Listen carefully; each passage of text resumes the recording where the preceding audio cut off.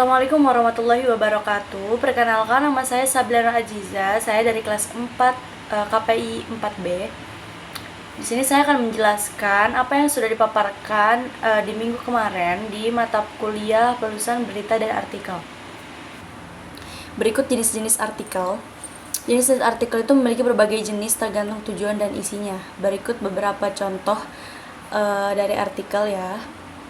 Artikel berita memberitahukan kejadian terkini, faktual dan objektif.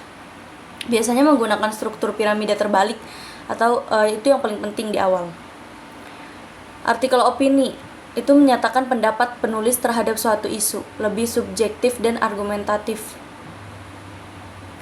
Artikel penjelasan menjelaskan suatu topik atau konsep secara detail dan komprehensif, menggunakan fakta dan data sebagai pendukung.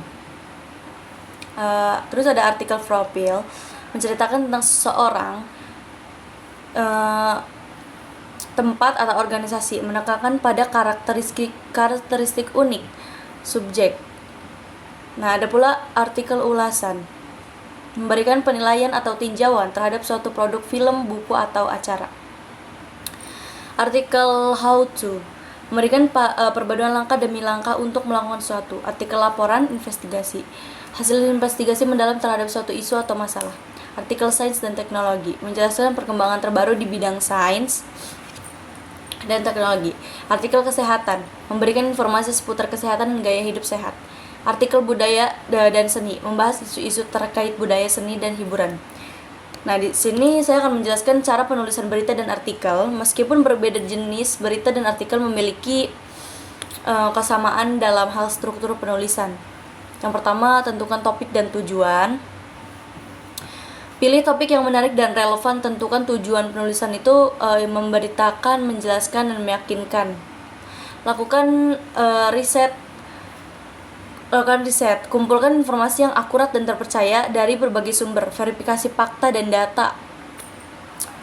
Terus buat kerangka. Susun alur cerita atau poin-poin penting yang akan dibahas untuk menjaga konsistensi dan koherensi tulisan. Tulisan naskah itu gunakan bahasa yang jelas, ringkas, dan mudah dipahami. Hindari jargon atau istilah teknis yang sulit dimengerti pembaca awam. Untuk berita, menggunakan struktur piramida terbalik. Untuk artikel, struktur bisa lebih fleksibel, namun tetap harus logis dan mudah diikuti. Yang kelima, ada gunakan struktur yang tepat. Berita struktur piramida terbalik, lead berisi informasi paling penting. Artikel lebih fleksibel, bisa menggunakan struktur kronologis, perbandingan, atau lainnya tergantung jenis artikelnya. Edit dan revisi. Periksa kembali tulisan untuk memastikan keakuratan fakta, tata bahasa, ejaan, dan tanda baca. Minta orang lain untuk membaca dan memberikan masukan. Sertakan sumber. Cantumkan sumber informasi yang digunakan untuk mendukung kredibilitas tulisan. Pilih judul menarik. Judul informasi yang digunakan untuk mendukung judul yang menarik pembaca tertarik untuk membaca artikel. Optimalkan untuk pembaca. Pertimbangkan gaya penulisan dan tingkat pemahaman pembaca target. Gunakan visual seperti gambar atau infografis jika diperlukan untuk meningkatkan daya tarik. Nah, perbedaan penulisan berita dan artikel itu tujuan memberitahukan kejadian terkini, menjelaskan, menganalisis, atau beropini. Gaya bahasa objektif, faktual, ringkas, lebih fleksibel, dan subjektif. Selain materi yang ditanyakan Bapak dosen, kita juga disuruh untuk mempresentasikan apa yang sudah kita buat dari tugas-tugas artikel dan berita. Dan saya dari grup semesta KPI. Kurang lebihnya saya mohon maaf.